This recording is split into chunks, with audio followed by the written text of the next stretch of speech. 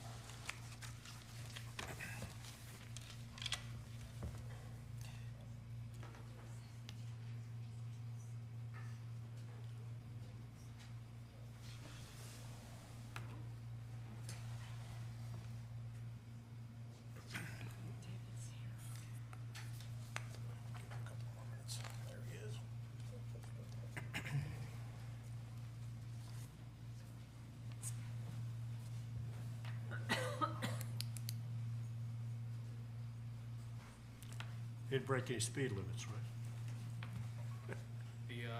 No, I did not, which is why I'm a couple minutes late. No, that's good. You missed the police that got the Subaru out, that person. 2 police cars. I'm all set. Actually, sorry, would you mind passing this down to Steve? It's 7:02 a.m. I'd like to call the regular Board of Selectmen's meeting for Monday, August 1st, 2022 to order. Candace Bouchard. Jonathan Morhart. Andy Perez. Josh Kelly. Todd Archelashi. Glenn Albanesius. Stephen Sedlak. Linda Grappo. Jack Bork. Please join me for the Pledge of Allegiance.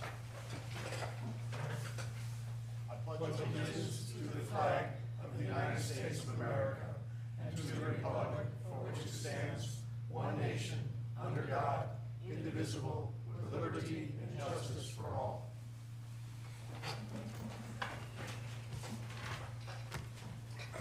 The agenda review, anyone have anything to add or remove?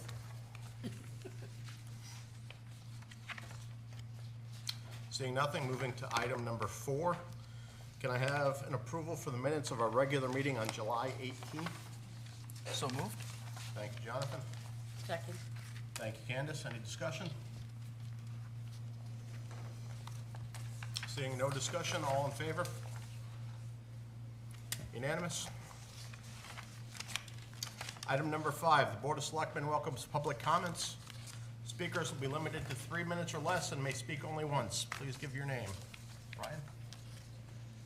And at the request of the newspapers and the viewers at home, please speak into the microphone.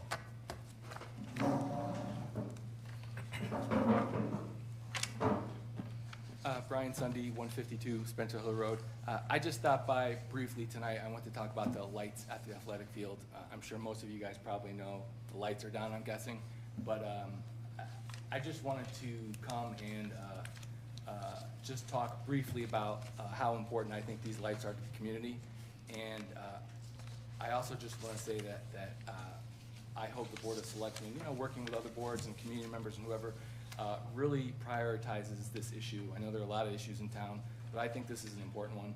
For me, there's nothing better than driving through town in the evening and seeing those lights on. Huge asset to the community, awesome resource that so many people in town use. It affects so many people. And, I know a lot of people are talking about it already, but frankly, a lot of people don't know they're down yet. So I think a lot of people will be disappointed. So I also saw a steep grant application on the list tonight. I know I emailed Tanya, and I think Tanya contacted Josh maybe. I saw an exchange. But I'd encourage the Board of Selectmen to pursue a steep grant for that. It's certainly something that I think is applicable. I think the program will provide for lights. And, I know there's some other ideas for other grant opportunities, but I don't see why we can't pursue this at the same time. And if one of those other ones comes through, so be it. And you don't push, you don't have your state rep or state senator push for the steep grant hard. But tremendous resource, and I'm disappointed to see them go. I think a lot of other people will too. And I'm worried it's going to take a long, long time for these things to come back, if they come back at all. So, thank you. Appreciate it. What's the cost of them back? I don't think we know yet, and I That's think part of the issue is we can't apply for grants until we know really what the true cost is going to be. That being said, we are already, I have a meeting with somebody who is going to speak to us about a private grant opportunity, which is a great thing. And it did come up, like you mentioned, that steep was a possibility for this. As you know, and as we'll discuss a little bit later, we have a lot of things on the list for steep, and I don't believe this would cost a full $500,000, making it a little bit more cost effective for us to go after $500,000 for roadways through steep than for this project. But I agree, it's vitally important, and we are working on it, and I'll continue to work with Tanya to find all of the grant opportunities we can. I appreciate that. And just generally speaking, I would say when I see other towns get money for lights through a variety of sources, it might be like 150, 200, but I often see in that 150 range. But again, I don't know if it's poles or lights 15 years or whatever. ago, So when I priced them for my school I was working at, it it was about 150, though. Yeah. But that was poles and everything. So I don't know. Yeah, and at my last town where I worked, it was about 200, I want to say, and that was a couple of years ago. I would guess it's going to be somewhere between 200 and 300, but we'll see. But I guess ultimately the thing that I would like to see is to, not that you and every other board doesn't treat all these issues seriously, but, for me, this is one that, I just sort of think should be elevated, whether it's, working with the Board of Selectmen, Recreation, a couple of boards and community members to put something perhaps official together to say, how are we going to get here, to get these things repaired, so it doesn't take, X number of years or more than, This is the people one- would like This it. is the one on the baseball, soccer, right? Yeah, correct, exactly, so. I think we move a lot faster than past boards, honestly. So Yeah, we'll see. It'd be good to know how much it was. So, okay, Josh, there was some discussion, I'm not sure it relates specifically here, but the Eversource had some ability, some Grants. program to continue helping in replacement of lights like that. I'm sure you're looking at things Yeah, like I think that Eversource. grant passed. We are. That particular grant passed, but A it was month only ago. up to about $10,000 Right, that you could exactly. actually receive. It was very small in the Very grand scheme of small. this. Now every dollar counts. But what Eversource also has done with some, or in partnership with other programs, is they could help us basically take out a loan. Not really, but you'd be paying them back a little bit over time, over the next 10 years, if we put LED lights in, which is a smart move from our perspective anyways. So that, there are some different funding options that we have at our disposal. I don't have a firm grasp on what those are yet because this is such a recent development, and but we'll keep working on it. thank you, I appreciate it. Brian. Thank you, Brian. Speaking on that, we have 3 weeks until the carnival. We may need to look on getting some temporary lights there Yep. during the carnival. It's not, It is on the opposite Yeah, side. I know, but just for at safety the carnival. reasons, 3,000 people down there. they're removed. I know, but we still may need some light there. I know They the have ball one on field's Wichita. ONG, yeah, A lot of schools do the portable lights. So you Right. can probably get the portable that's lights. what I'm speaking of. Yep. Anyone else like to speak?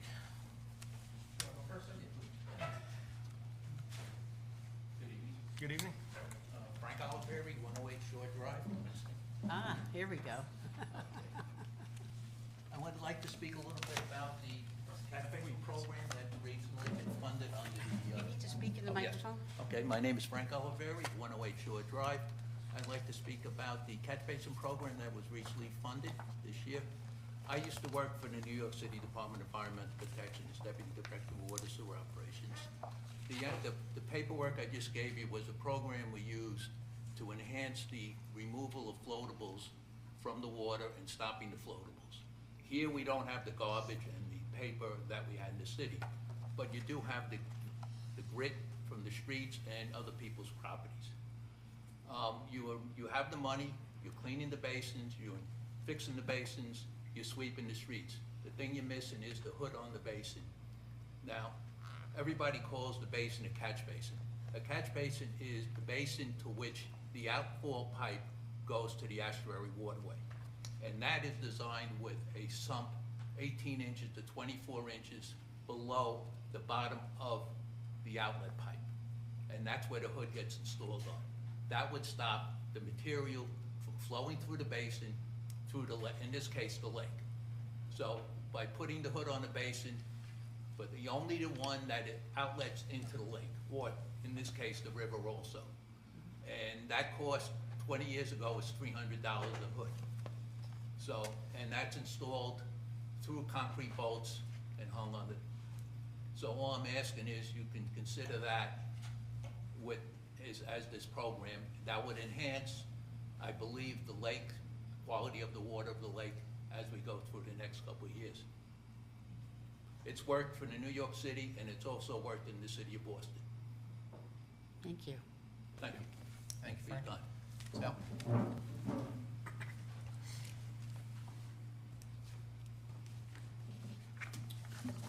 Salavetri, 103 and a half Suckerbrook Road.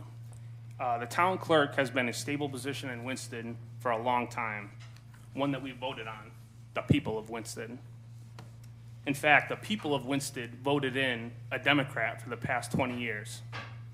The first year a Republican is voted in, the Board of Selectmen wants to take that away from a vote from the people and give it to who to decide but another Democrat. That's unconscionable to me. Separately, I have a question. The date of the Board of Selectmen vote to take away $200,000 from the Board of Education budget was April 18th. We voted on it as a town somewhere around May 30th, Memorial Day weekend, and I didn't learn about it as a Board of Education member until the date it came out in the paper. I'm just looking to know who from this board told people from my board and when. Thank you.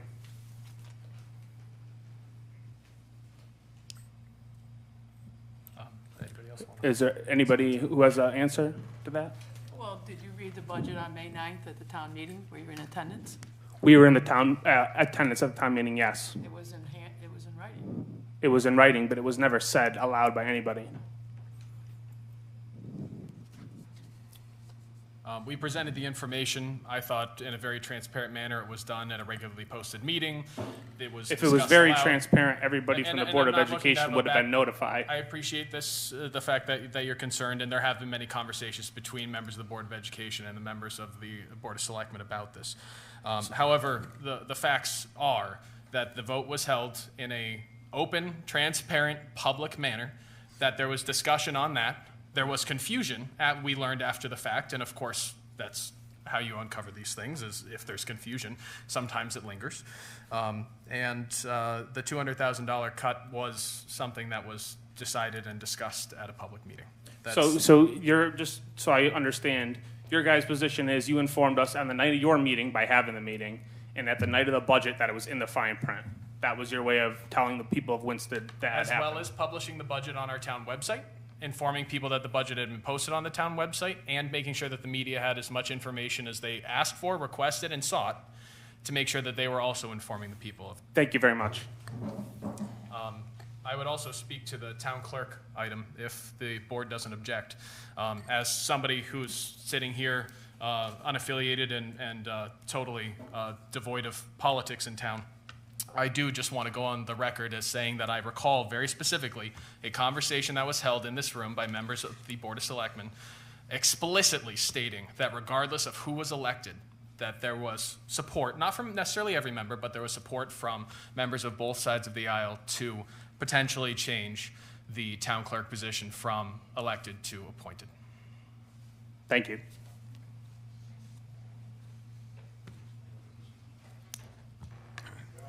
Anyone else like to speak? My wife and I just want to thank the board for your support. Pretty far state. I know it's me. We really appreciate it. Everything, Chris Meyer, Jack, Jay Case, thank you all. Thank you. You're welcome. Thank you. Have a good night. And he still has good corn. Yeah, it was good. The best. And the beans and everything else. We got it. Thank you.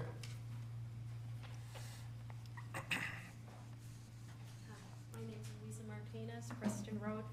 This question just came to me after the first man's comment about replacing Could you lights. speak up, please? Oh, sure, I'm sorry. Thank Is you. that better? That's better, thank you. Okay.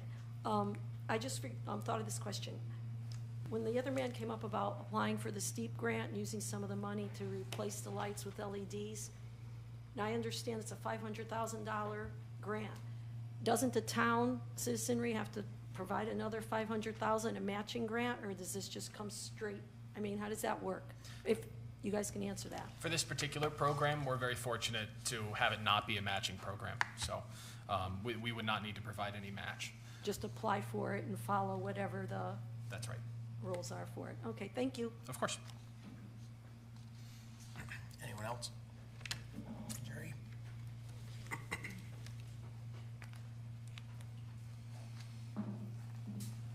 Jerry Martinez, 117 Preston Road.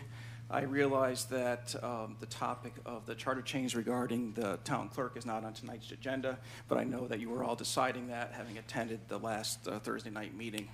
You know, the town clerk has always been an elected position, and the town clerk has two major roles. One, as far as managing the inflow and outflow of information that comes into the town hall for records, for posterity purposes, and also, more importantly, the role in handling election process, in particular absentee ballots.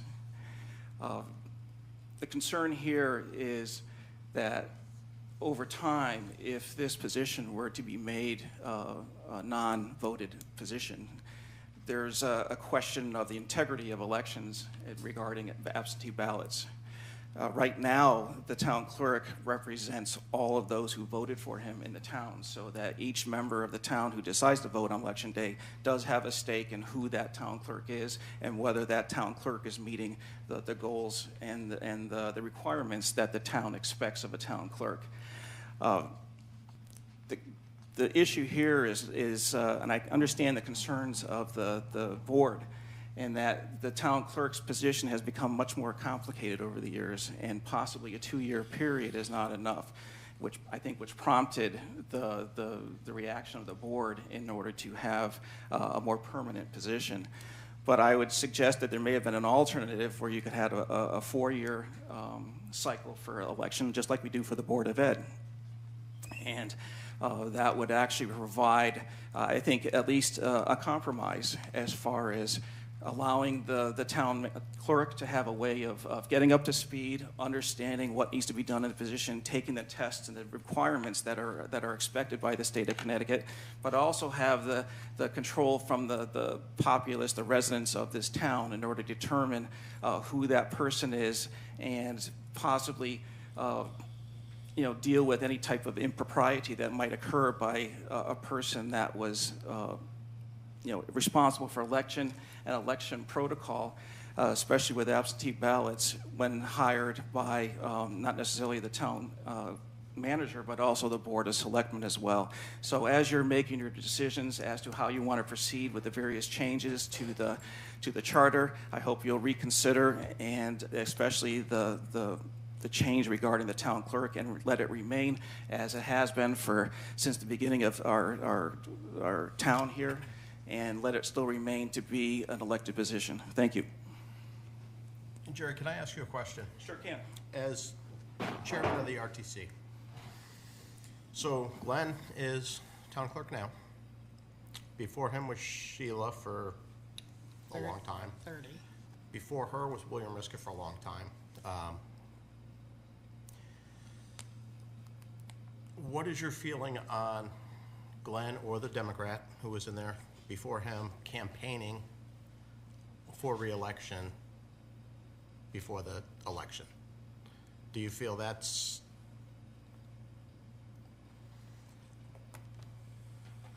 I don't really want to say appropriate, but they're in charge of the elections, the town clerk. They have to be fair. Everyone has to do that. But how do you feel about Democrats or Republicans campaigning while in that position? No, that's a great question. It's an excellent question. And I think what it comes down to, and especially with the prior town clerk, she conducted herself in such a manner that didn't come into question. And I'm sure in the next election cycle, we'll see something similar. So I think what we've had is, through a number of years, that we've had good quality town clerks that have come up through the election process. So the townspeople have actually had a say, and the townspeople have been rather smart about the people that they've picked for their town clerks. And I think that's evident in the type of quality and in the integrity of the town clerks. Even though they're electing, and there is a potential for, I don't know how it would appear, but there could be a potential for influence, let's say. But that if that were to happen, you have another 2-year cycle in order to elect that person out. So I think it comes down to, it's one of the best positions, I think, in this town as far as the residents, in order to make a decision as to the performance of one of their people that are working in the town hall. And I think that the quality of the town clerks that we've had over the years has exemplified the wisdom of the people of this town, and I hope it'll continue after this fall election. Thank you. In other towns, they also have a hired town clerk, and they have both of the voting registrars form a team, and it's a committee that they have in Canton, where they have a full-time town clerk that is not an elected official with the elected positions of the registrars, and they are a voter registration committee. So that would also address making sure that all parties are addressed during voting time.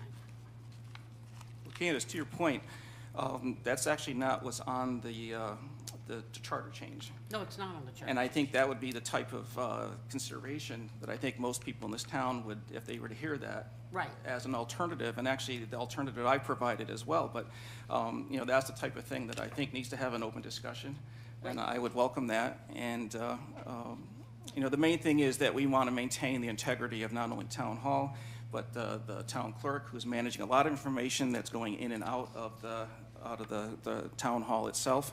They're the historian, so to speak. They're the record keeper. And like I said, I think this town has done an excellent job over the many centuries. Are we at a century yet? Over a century? 2 centuries? Yeah.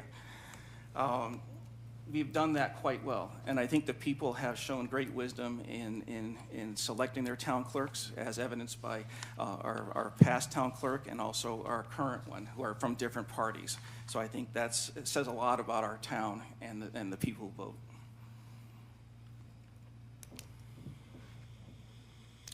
Thank you. Anyone else like to speak? David?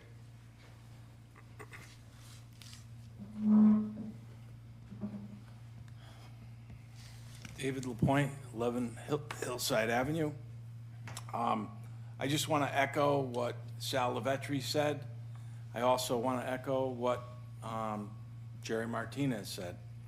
In regards to the history of the town clerk's position, as you know, for over 200 years, every town clerk has served honorably and faithfully.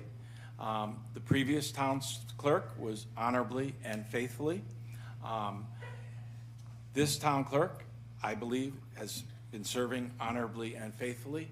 And I have never heard in the history of Winsted any of the town clerks to be unhonorable or unfaithful to their oath of office. So I too will support and I will work for the office to remain the same as it is under the town charter.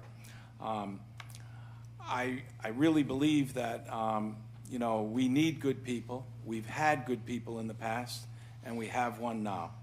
So keep it simple, keep it the same. Thank you. Thank you, David. Anyone else? Yeah, I would. Please consider this a public comment. Candy Perez, 605 West Wakefield Boulevard. The town clerk's position is an important position here, and it's changed over the years. And while we are, can look back at the historical record, we look at what a town clerk's duties are today, and one of them is filing our deeds, filing the lawyer's liens, filing all sorts of other technical items that have to be in there.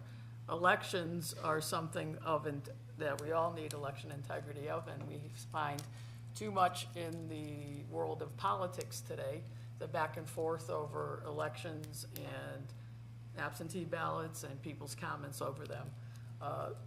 A non-elected but appointed due to skills, a nonpartisan town clerk would ensure that everything was fair along the way for everyone. There would not be anybody having to campaign for anything. And so the town clerk's position is something that you all should think about in terms of the skills needed in today's society with regards to legal filings and everything else that goes through that office, and it being non-elected.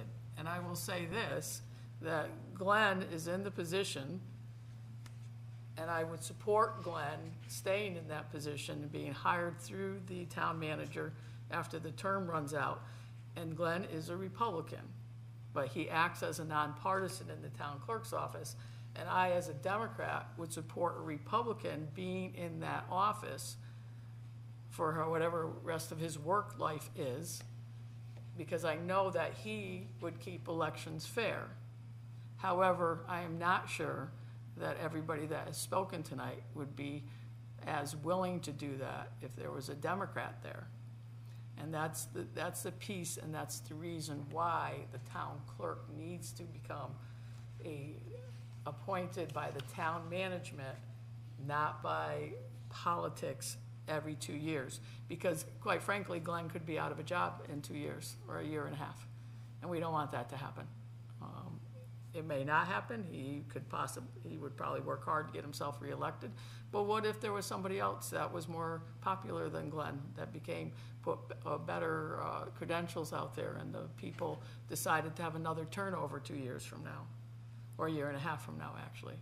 And so we would like, the reason it was brought up, and was brought up before this past election, it was brought up before the charter meetings, and was to make sure that the position was stable, because I think that's what we needed. So thank you.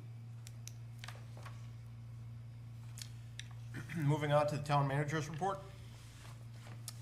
Yes, thank you, Tom. So, Glenn, I apologize, I don't have a copy for you right now, but I'll get you a copy for, oh, you've got it. I have a copy for you, Glenn.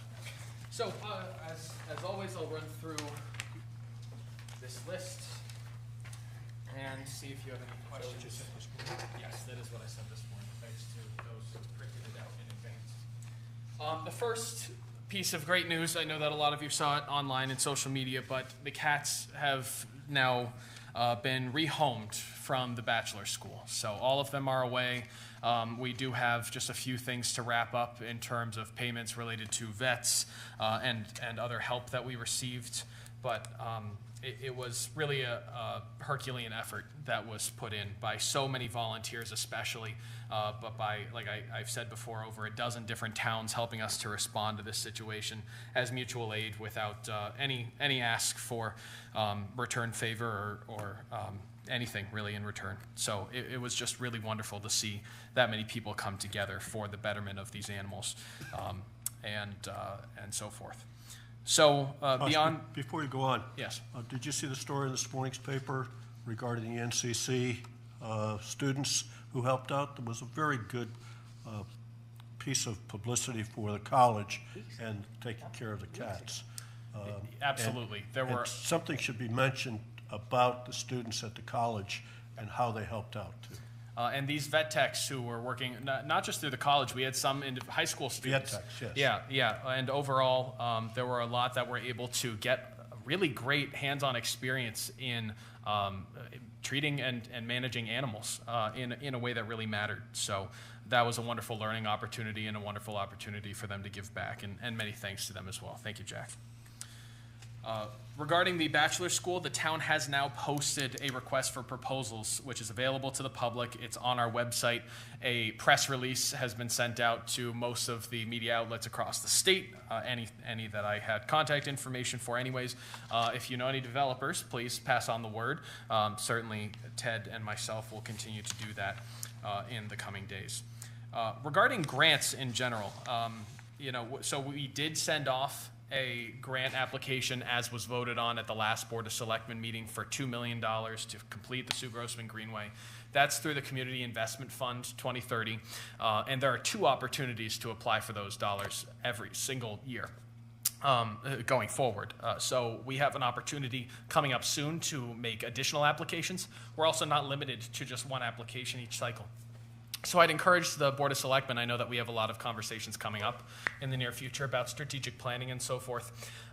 Please keep thinking about those projects, and certainly, I think Brian stepped out, but that's something that's on my radar as well, is making sure that lights at our fields remains a priority as we consider these grant opportunities, just like the Community Investment Fund. But there's a minimum requirement that you ask for at least $250,000 from this program, but there is no maximum, and they are giving out quite a bit of money in each round. So please continue to think about it, and we'll continue to contemplate.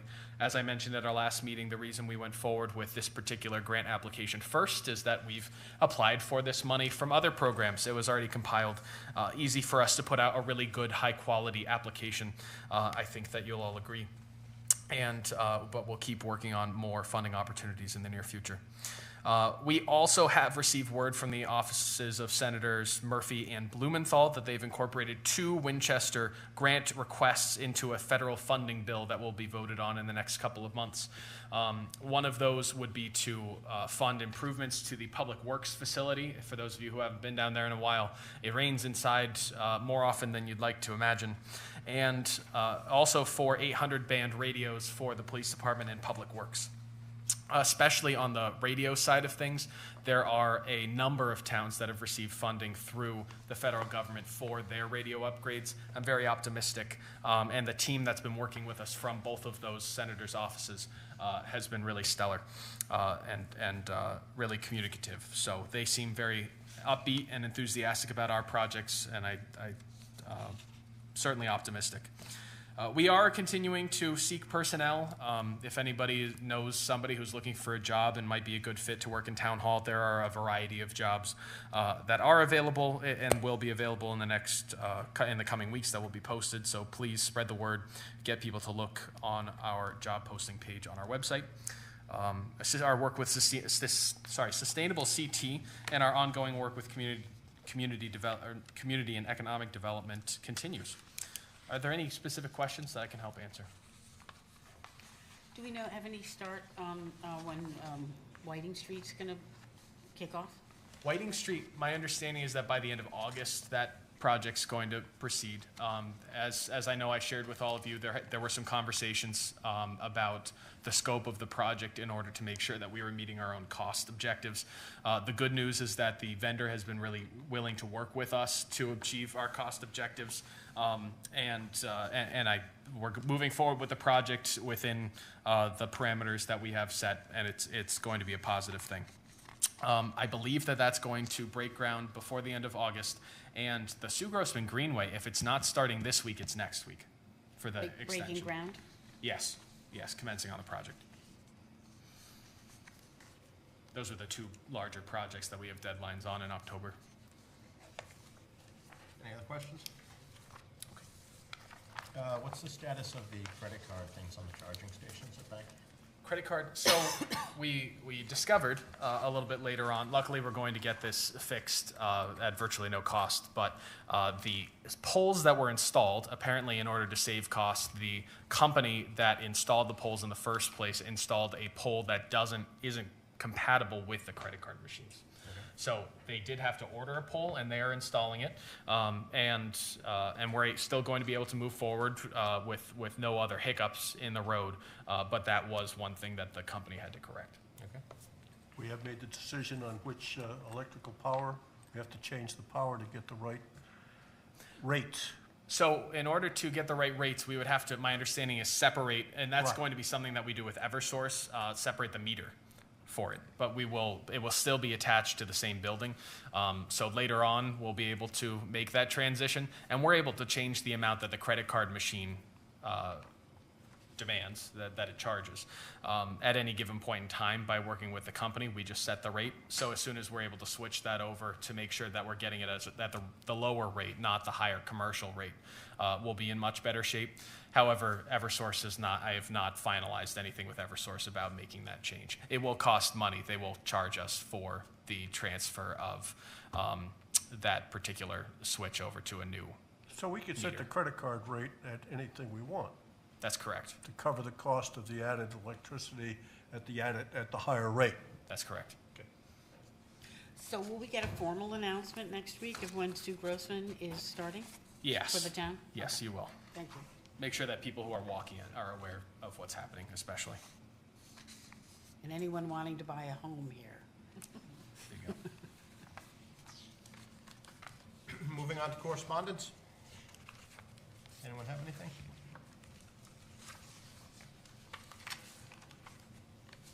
Moving on to boards and commissions. Steve? Thank you, Todd. As you know, we recently had a resignation on IWWC. We have received contact from a person who is interested in being considered for that position. Josh, I don't know, is there a sense of urgency about filling that? I don't know what is going on.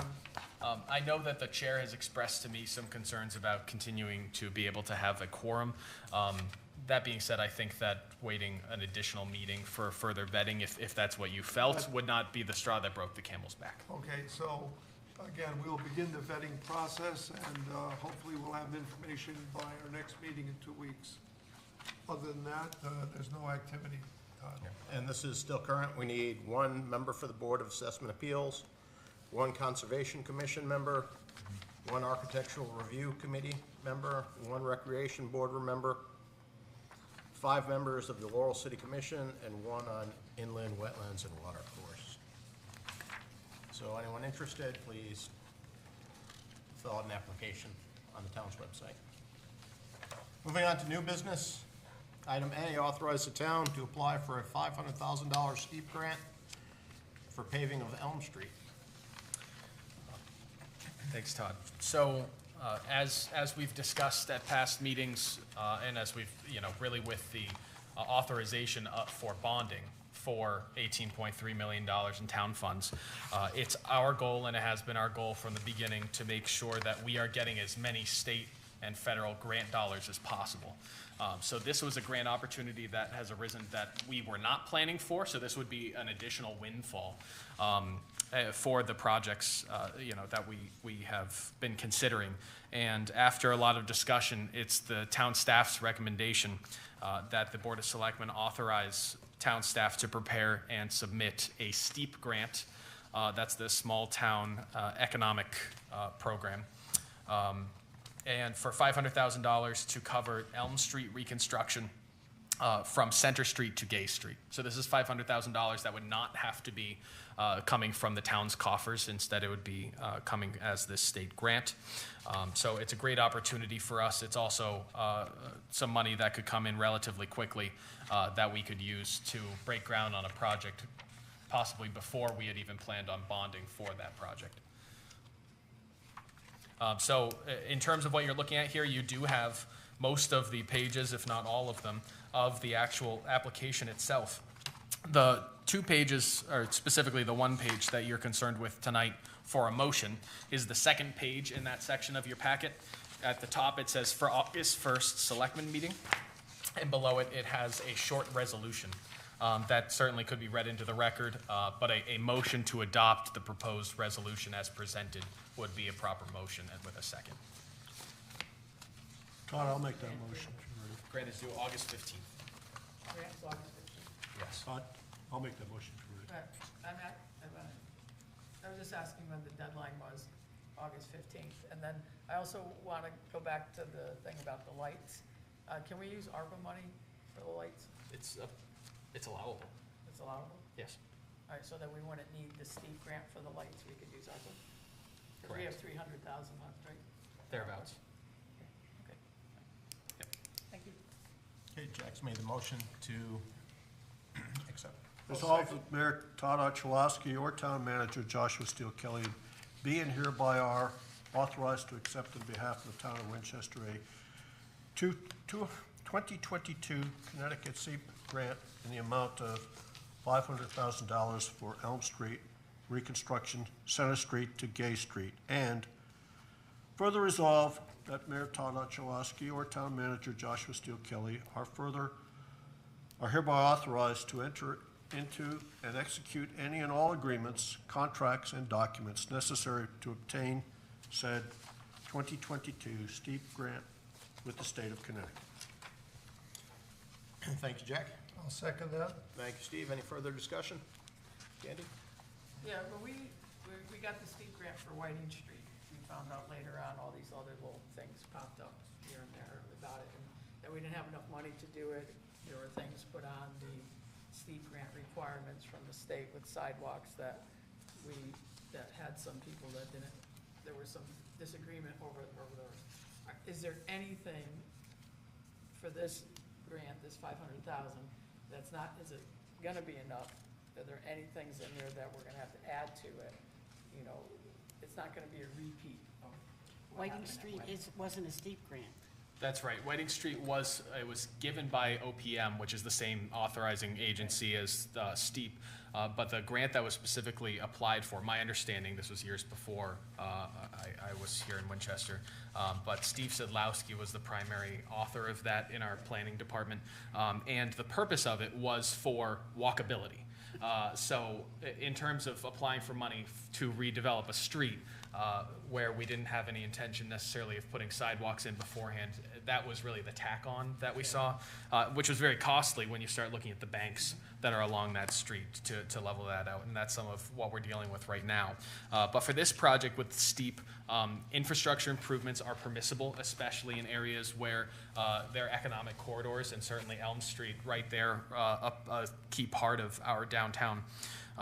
There are no other strings attached to this, and the good thing is that we do have authorization to borrow this money. If we receive this grant, that's a great thing because we don't necessarily have to borrow as much as we were looking to, and we can have this covered by state funds instead of local funds. But if we don't receive it, we are still covered. And we have the sidewalks in Elm Street in our infrastructure plan and our bond anyway.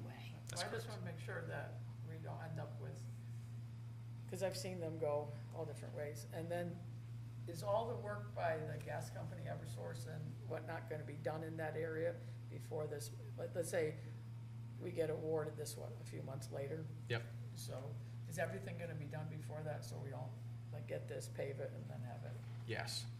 So my understanding is that the gas company is finishing up with Center Street in the imminent future, very near future, and should be done with Elm Street before. So we wouldn't be able to do anything with this until next spring because it won't be paving season at that point in time when it's actually awarded, and everything will be completed by that point.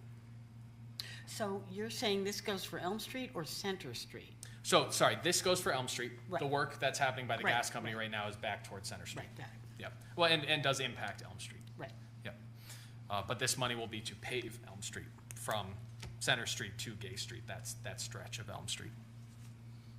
Again, Candace brought up, this was covered on, this section was mentioned in the bond, right? That's right. Okay, so what, could you clarify that? So what is this? If we're able to acquire this as a state grant, that's Okay. $500,000 less that we need to actually issue as borrowing dollars. So will we apply that to other areas? Yeah, it's possible.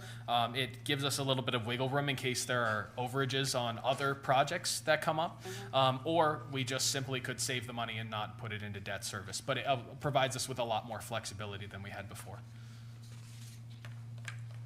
Any other discussion? All in favor? Unanimous? Item 22-43, refunds recommended by the interim collector of revenue. Yes. So,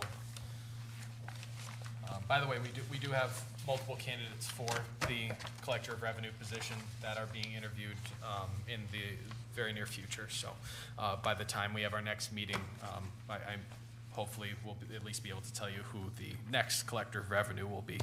But we do have in front of us $537.65 of requested refunds from our interim collector of revenue, Ashley Kelsey, who stepped into the role after being the assistant for some years. Grateful to her for taking on the extra workload by herself during tax season. First, we have $465.37 under motor vehicles for all change of certificates, and then $72.28 for personal property, also certificate of correction.